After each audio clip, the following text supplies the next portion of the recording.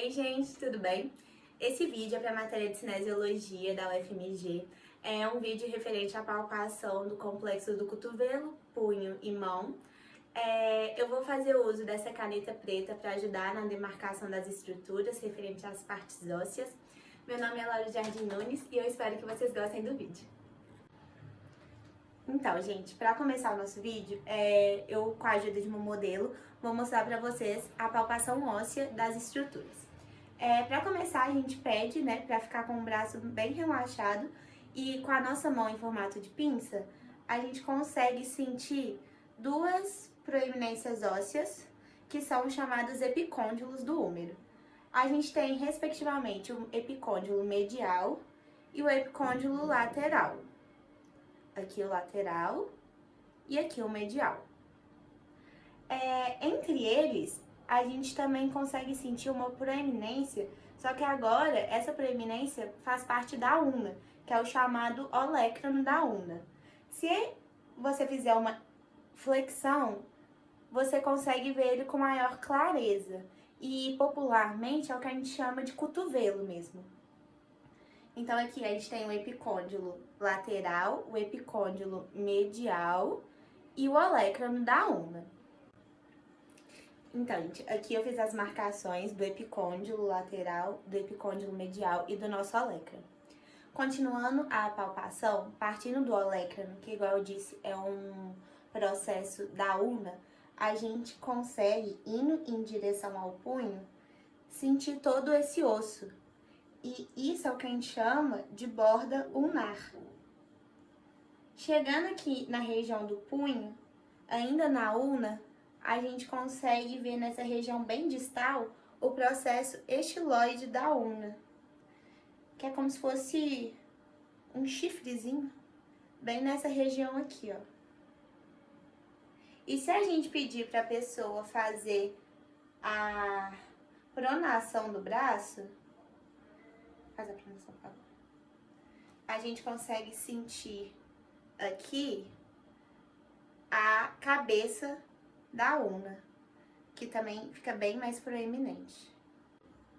Bom, continuando, agora indo para a região mais lateral, que é a região do rádio, a gente consegue perceber o processo estiloide do rádio, que é bem parecido com o da ulna, um pouco mais proeminente, né, aqui nessa região. E vindo mais para medial, a gente consegue sentir a chamada tuberosidade do rádio, que ela tá bem perto do osso semilunar aqui na nossa mão. Então é um ponto de referência que você pode ter também durante a sua palpação. Aí aqui então a gente tem o processo estiloide. E aqui a gente tem a tuberosidade. Bom, agora fazendo a palpação dos ventres musculares dos músculos, a gente vai começar pelo músculo braquiorraquial. Você vai pedir para o seu paciente, partindo da posição anatômica, flexione o braço a 90 graus. Coloque a mão numa posição neutra, que é entre a supinação e a pronação. E você, resistindo a esse movimento, vai pedir para que ele eleve, ou seja, flexione o seu braço. Dessa forma, você consegue ver o músculo de maneira bem proeminente no seu ventre muscular, nessa região aqui, ó. Parando. E repetindo, dá pra ver como esse ventre salta. E aí você apalpa. Bom, agora fazendo a palpação do segundo músculo, a gente vai palpar o músculo bíceps braquial. Para fazer a palpação desse músculo, você pede para que o seu paciente flexione o seu braço a 90 graus. Só que a mão agora ela fica de modo supinado, para você otimizar a contração muscular, para você poder otimizar a sua palpação. Você resiste ao movimento de flexão e aí você consegue apalpar o ventre muscular. Lembrando que o tendão passa aqui nessa região do cotovelo, então você consegue sentir ele de maneira bem tensionada e vindo para superior você consegue sentir o ventre dessa cabeça do bíceps. Bom, agora falando um pouco sobre as articulações, eu vou começar de proximal para distal, sendo a primeira articulação, a articulação húmero-ulnar, que é entre a tróclea do húmero com a fossa troclear da ulna. Essa articulação é do tipo gíngrimo dobradiça, realizando o movimento de flexão ou extensão do braço.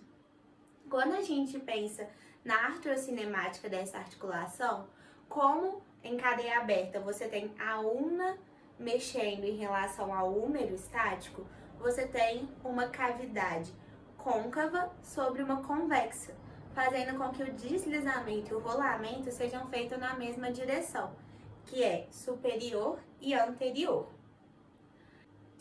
Bom, falando agora sobre a estabilização dessa articulação, é válido ressaltar que ela pode ser feita de maneira estática ou dinâmica. Pensando na estabilização estática, a gente tem principalmente a cápsula articular da articulação sinovial, os ligamentos colaterais, laterais e mediais, que respectivamente ligam o epicôndilo à cabeça do rádio e o epicôndilo à ulna. A gente também tem o ligamento anular, que envolve a cabeça do rádio. E a gente tem a membrana interóssea, que é uma membrana de tecido fibroso que liga o osso da ulna ao rádio. Além disso, a gente tem a estabilização dinâmica, que é feita pelos músculos dessa região. Então, você vai ter a presença do bráquio raquial, do pronador, do tríceps, do bíceps, além dos músculos, né, que se inserem no epicôndilo lateral e no epicôndilo medial. E pensando na posição de ajuste fixo e frouxo, você tem que o antebraço, numa posição de extensão, possui a sua cápsula na sua tensão máxima, ou seja, no seu ajuste fixo. E quando você tem ele na posição de repouso, ao lado do corpo, numa posição neutra, você já tem a articulação no seu ajuste frouxo. Bom, indo para a nossa segunda articulação agora, a gente vai ter a articulação radiocárpica, que é a articulação entre o osso rádio e os ossos do carpo, mais especificamente o esfenoide e o semilunar, principalmente. Nessa articulação, ela é do tipo condilar, na questão da artrocinemática e da osteocinemática, ela faz o desvio radial, o desvio ulnar, a flexão e a extensão, além do movimento comum, né, que é a circundução. Pensando um pouco no ajuste fixo e frouxo, em extensão, a gente tem o ajuste fixo dessa articulação. E a mão, numa leve desvio ulnar e na posição neutra, a gente tem o ajuste frouxo dessa articulação.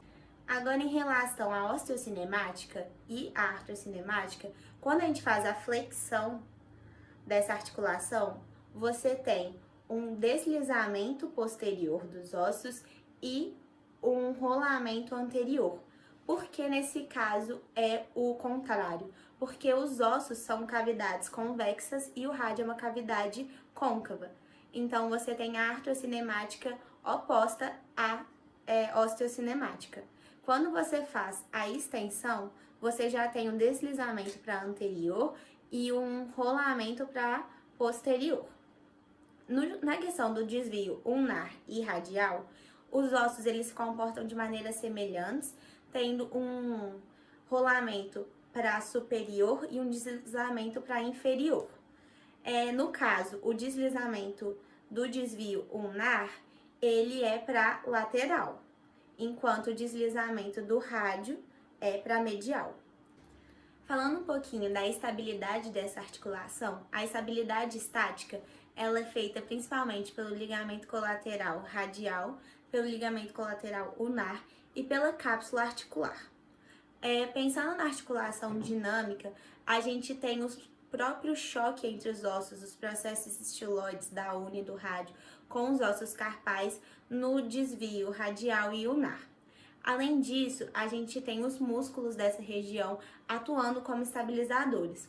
Os músculos responsáveis pela flexão da mão, eles se encontram inseridos proximalmente no epicôndilo medial, enquanto na extensão a gente consegue sentir esses músculos inseridos no epicôndilo lateral.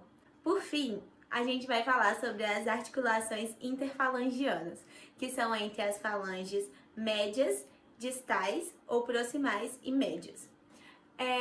Nas articulações, a gente tem a convexidade da cabeça da falange com a concavidade da base da falange.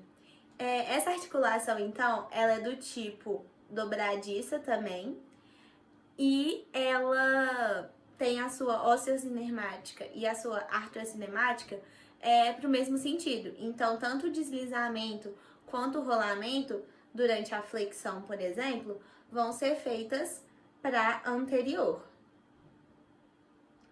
Em relação à estabilidade, a gente tem os ligamentos e a cápsula articular agindo sobre essa região. E na estabilidade dinâmica, a gente tem principalmente os músculos, como eu já disse, flexores e extensores, para poder estabilizar e ajudar na estabilização dessa articulação mesmo. Bom, agora falando um pouco sobre os ajustes dessa articulação, bem semelhante às demais, quando a gente faz uma extensão, a gente atinge o ajuste fixo dessa articulação. E quando a gente tem ela mais relaxada, numa posição neutra, a gente tem um ajuste frouxo dessa articulação. Então, gente, esse foi o nosso vídeo sobre o complexo do cotovelo, punho e mão. Espero que vocês tenham gostado, que tenha ajudado de alguma forma. E é isso, muito obrigada por assistirem até aqui.